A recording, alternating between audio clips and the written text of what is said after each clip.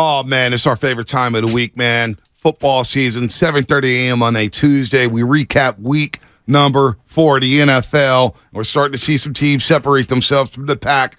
Brian Baldinger joins us every single week, and he's presented by our proud partner, Golden State. Serving the Bay Area for 3 generations, building better starts with Golden State. When you succeed, we succeed. Visit GoldenStateLumber.com. We'll get to Brock Purdy, 20-21, Christian McCaffrey, and his dominance in the first month of the season. But, Baldy, we have an issue here.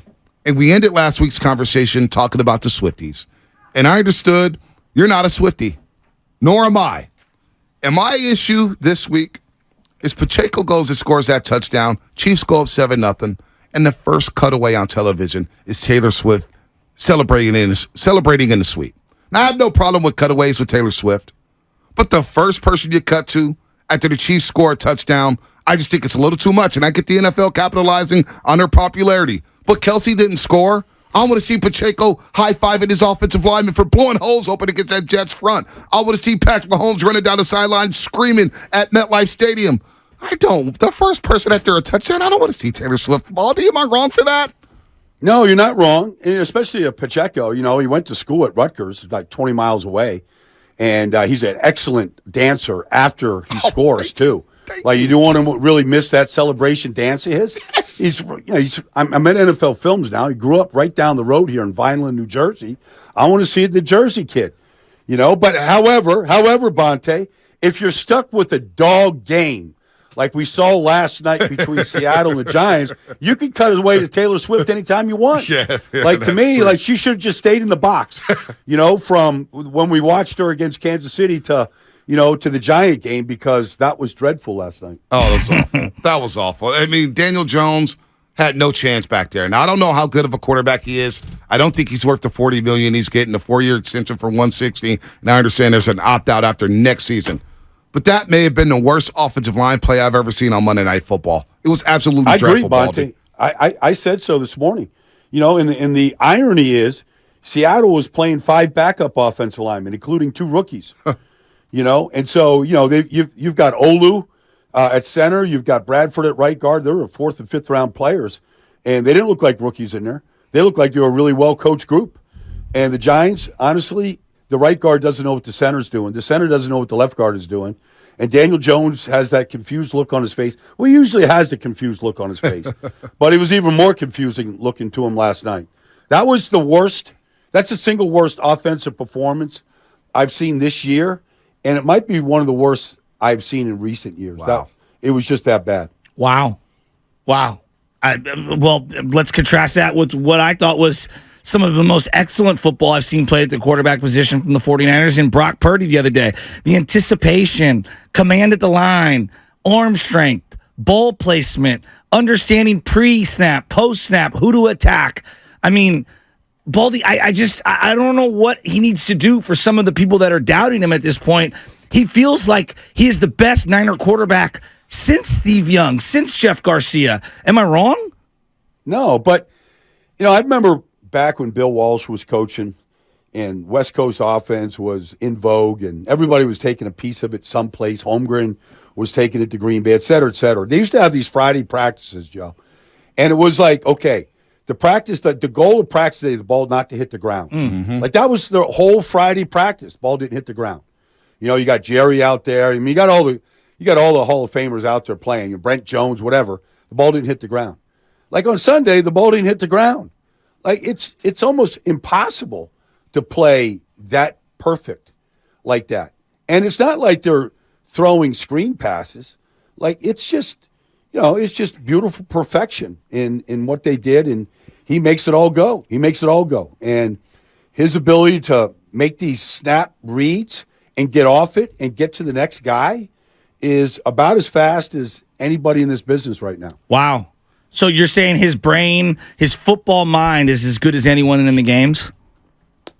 It's a beautiful mind. I mean, that should be the documentary right now. Start putting it together, Joe. I love it. You know, you've watched this offense for, 5-6 years in a row, breaking down every single game.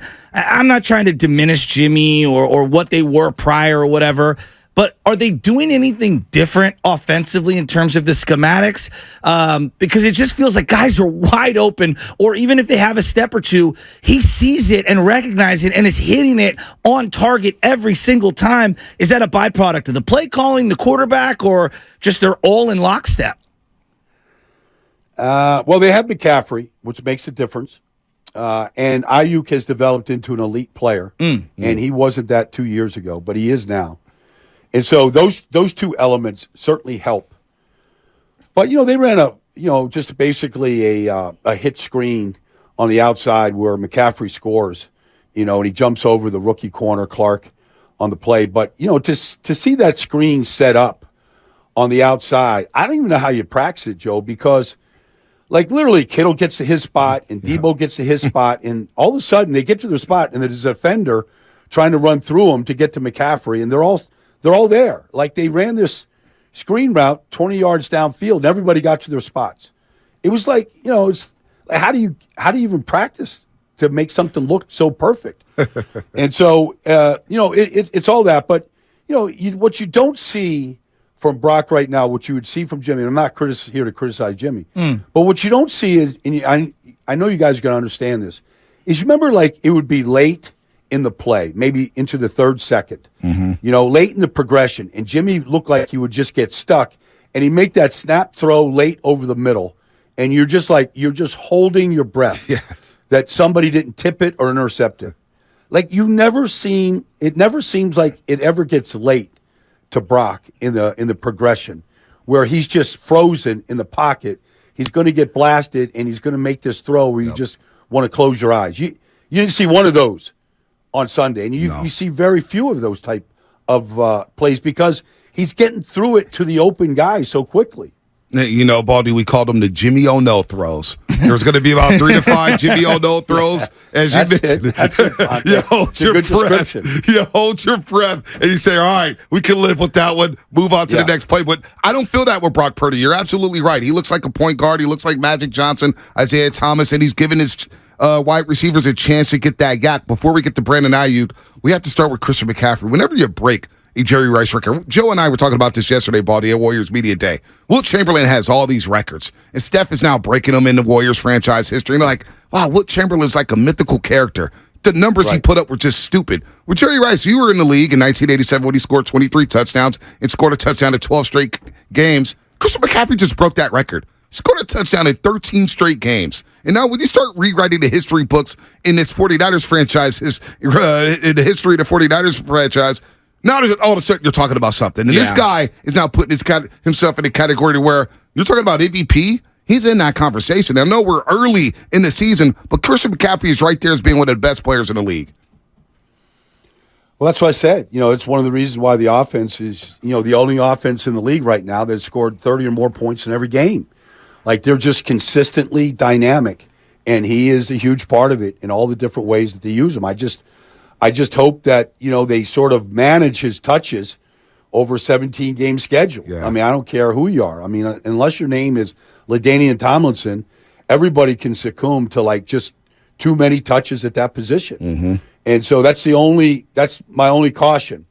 And, look, it's difficult. Why would you want to take him off the field? I know. He seems indefensible. Yeah. But you're going to have to start thinking about that. And you can't think about the records. But, I mean, I remember his first game. When he came, like Jimmy hit him on a check down. Like he's just standing on the sideline. He's like, okay, on this play, I just go and I'm just the safety valve in case everything breaks down. Right. And Jimmy just kind of found him and he started moving. And next thing you know, he probably started that streak, but he's in the end zone. And, he can score on the field on any given play. And, people say, oh, it's a home run hitter. Okay, well, and people want to put, different players in that category. But legitimately, he can score from anywhere on the field on any given play. If you just, if you're not pursuing correctly, if you're not having proper tackling angles and all that stuff from anywhere on the field at any given time, and there's just very few players that have that ability. Brian Baldinger here on the Morning Roast on 95.7 The Game. Joins us every single Tuesday at 7:30. We consider him our modern-day John Madden because he knows it all. He breaks it down and the players respect him. And you brought up Brandon Ayuk a couple moments ago, Baldy, saying that he wasn't where he's at. today, and we agree, 6 catches, 6 targets, 148. He had the 8 catches, 8 targets week 1 against Pittsburgh while you were there in the booth. When you go back and look at that draft, I think 2 years ago you could say, boy, Dallas has CeeDee Lamb, Broncos have Jerry Jeudy, the Raiders had Henry Ruggs at the time, and you had Justin Jefferson in Minnesota, and you had all these receivers in that class. Boy, the Niners got stuck with Brendan Ayuk. Boy, what a whiff. Now when you look back, you're saying there's Justin Jefferson, and then you can make the argument, Brandon Ayuk and CeeDee Lamb, you can flip a coin right now because Brandon Ayuk's playing that well, Baldy.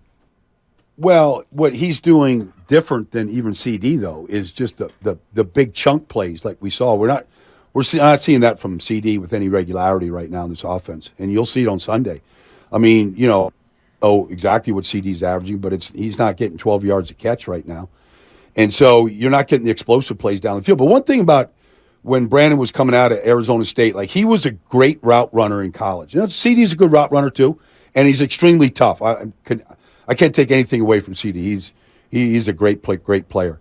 But, Ayuk was an elite route runner. And the thing about route running is why isn't everybody a great route runner? Like, that's all you do is run routes. Like, why isn't everybody a great route runner, right?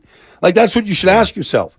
But there's a hidden little ability that the great route runners have, and that is they can change directions without losing speed.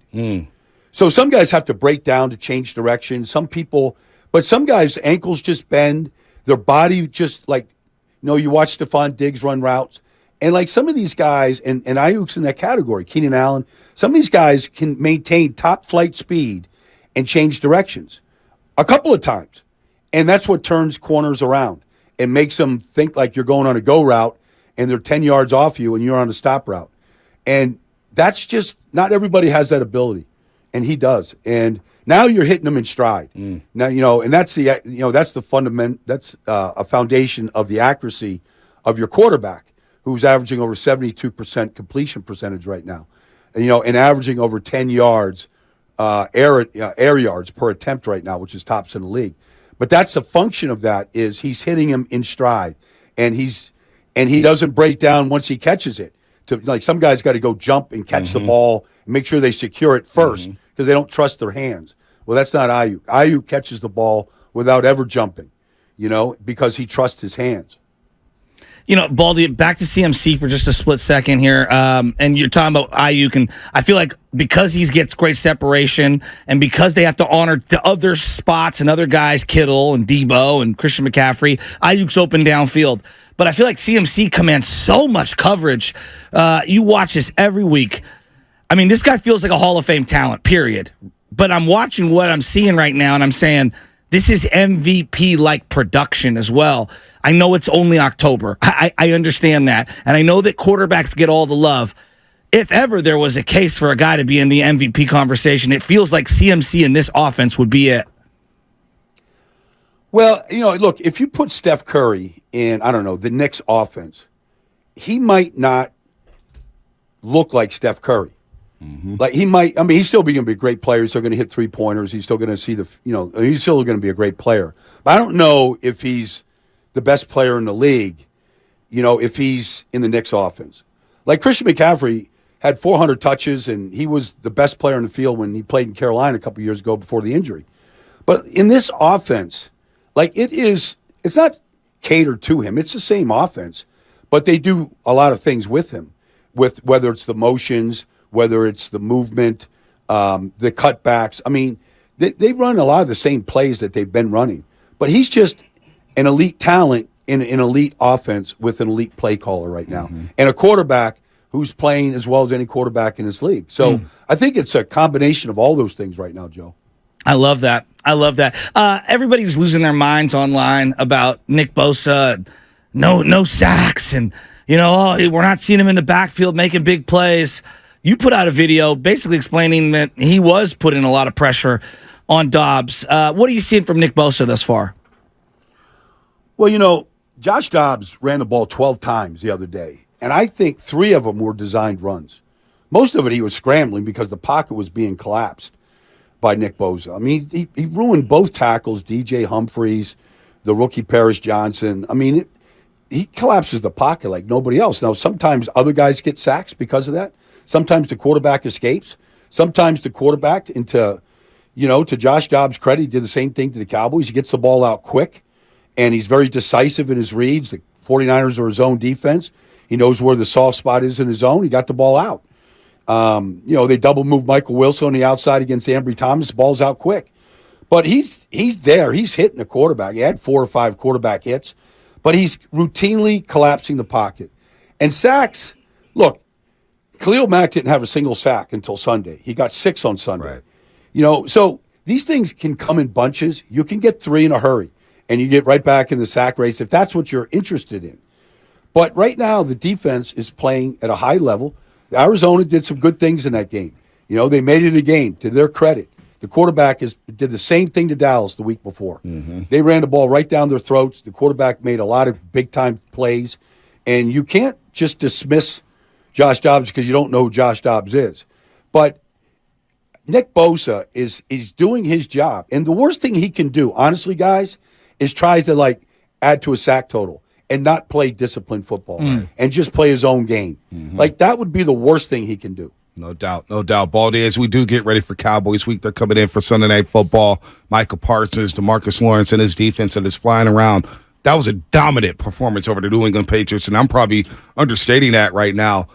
How much has Spencer Burford and Colton McKivitz improved to the point to where, all right, are they going to be able to hold their own against Michael Parsons and company on Sunday? What have you seen from that right side of the offensive line as we get to the second quarter of the season, Baldy? Well, like I think I said last week, they play so well as a unit right now. Mm-hmm. You can't just separate right side, left side. They're playing as a unit, and they're not committing penalties. They're not putting them in negative positions, and they're giving the quarterback enough time to make these decisions. So they're playing very well. But, Micah Parsons is just a different animal. He's just different now. He banged his ankle up the other day. He's the same thing. He didn't have any sacks. Well, his win rate is ridiculous, how quickly he wins. And if your quarterback gets flushed and he starts to chase you, no quarterback's getting away from him. Right. None. They have scored 4 defensive touchdowns in 4 games. Yep. Wow. 4. Yep. They've scored 8 offensive touchdowns. They've scored 4 defensive touchdowns. Do they have the best team speed on defense, Baldy, in the league? Well, look, last week, the decisions that the quarterback was making. Yeah. It's like what Mac Jones was doing. I can't imagine any quarterback keeping a job in this league making those decisions. He could have thrown a couple more interceptions. To be honest with Baldy, you. looking back on it, Trey Lance is obviously he's not a player in the NFL. Mac Jones isn't far behind. We don't know about Trey Lance. We got to see him get a shot. I get it. Right now, he's a third stringer. B. Right. I think I've seen enough of Mac Jones to go. This isn't a starting quarterback. There you not go. with what they have. Yeah. And not the way the offense is constituted. There's not an ounce of creativity to that offense. Really? Not an ounce. You could say Billy O'Brien's off. I don't care who he is. There's no creativity from motions to movement to surprises to nothing. I could close my eyes and tell you what they're doing on most plays that they're doing. Yeah. It is so safe what they do offensively. They don't challenge you mentally at all, pre-snap, during the play at all, and anything that they do.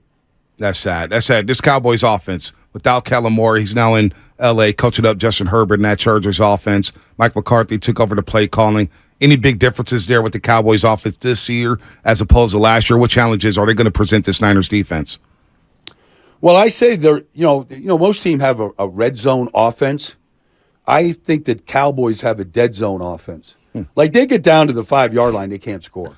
It's been going on every week. It's happened 4 times in a row against Arizona. 4 second-half possessions ended up inside the 10. They didn't score a single touchdown. Same thing happened last week twice. They got down to the 5, they couldn't score. And you watch what they're doing. It looks like they're just grabbing straws. All right, there's going to be a fade route that's going to be incomplete. There's going to be a late read over the middle because they take the first read away, and Dak's going to be stuck and throw the ball into the turf. It's actually a month of just futility when they get close. And so I said, everybody in Dallas is all upset because I showed their dead zone offense. And they're like, well, if they win 38-3, what are you complaining about? I'm like, they ain't beating the 49ers if they are kicking field goals or getting stopped on downs inside the 10. They're not beating the 49ers if they don't.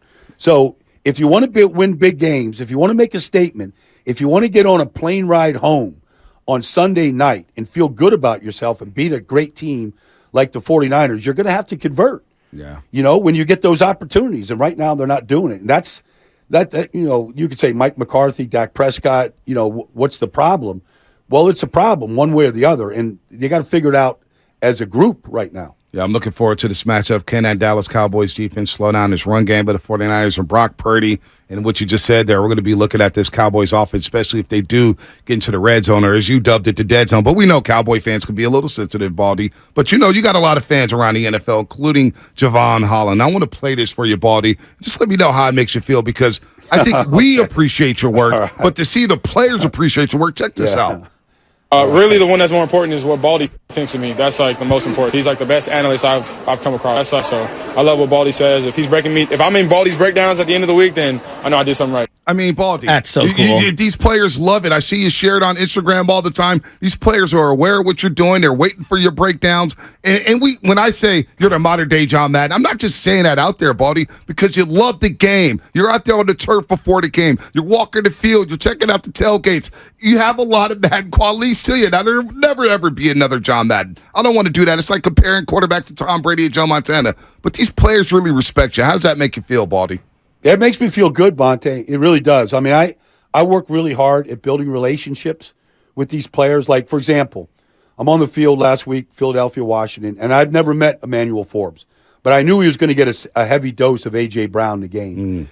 And I just, I respected the kid coming out of Mississippi State. I just went up, introduced myself, and I started talking to him. And one thing he said to me, he's pretty confident now. He said, most corners, they'll be happy to win a 50-50 ball. He goes, if there's a 50-50 ball up there, I'm getting it 80% of the time. No 50-50. So I actually said it in the broadcast. He actually did get his hands on one. He got his own teammate had some friendly fire and knocked him out. But I enjoy meeting these guys. Yeah. I don't want to be that analyst from arm's reach away that is criticizing somebody. I want to talk to Chase Young before a game and see what he's doing different this year and where he's at. I want to talk to Lane Johnson about certain things. The only way to become the best analyst you could be is actually by talking to the players and the coaches and see what's on their mind and what they're thinking and what they'll share with you. And I'm there to soak it all up. I'm never, ever going to be that analyst, Bonte, that's ever going to act like I know it all, because I don't. Right. But as long as I keep trying to learn, I'm going to keep teaching the people that want to listen. That's what makes you the best. You don't take yourself seriously, Baldy, and what you just said there. You know what you don't know. You know what I'm saying? And that's who's beautiful. Gotten mad at you, though? Right. Come on. Keep it real. Somebody's gotten mad at you, because believe me, I've said plenty of things about different players, and they're not happy about it. Who's gotten the most mad in a fun way? You know what's funny is I've had certain players get real mad. Like, for example, Hassan Reddick got really pissed at me when I broke down the Super Bowl. And a lot of players were slipping on the field to Super Bowl. Mm-hmm. So I show Hassan Reddick having basically no impact in the game. And I show a couple plays like they couldn't get off the field in the second half. And I showed players slipping too. So anyways, I was critical of Hassan in the game. He's 19.5 sacks. He ruined, Brock Purdy's, playoff and the 49ers playoff game, the whole thing. And he came after me. He goes, how in the hell do you, criticize me when you know how bad the field was? I'm like, how many times you change your cleats? You change it? I saw some players not slip at all. So I just held my ground.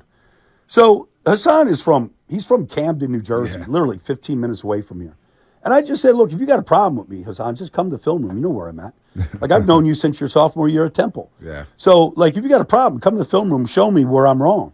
So anyways, that thing, blows up. So I see him at training camp this year. So I go up and he's there practice, and I go up to him. I go, Hassan, do we have a problem? Me and you, do we have a problem?